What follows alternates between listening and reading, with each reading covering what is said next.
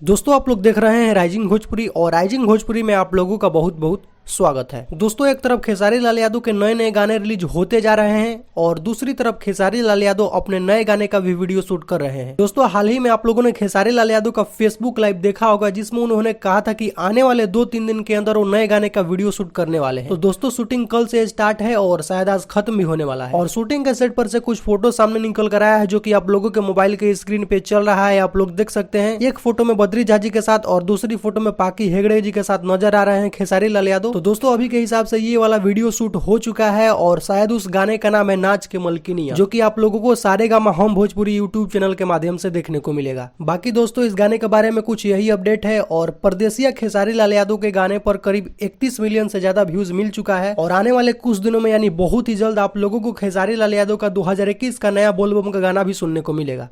तो दोस्तों अभी का कुछ यही अपडेट है। वीडियो पसंद आया हो तो वीडियो को लाइक कीजिए, चैनल पर नए हैं तो चैनल को सब्सक्राइब करके बेल आइकन को प्रेस करके नोटिफिकेशन को ऑल कर लें। तो मिलते हैं एक नए वीडियो में नए खबर के साथ, तब तक के लिए धन्यवाद।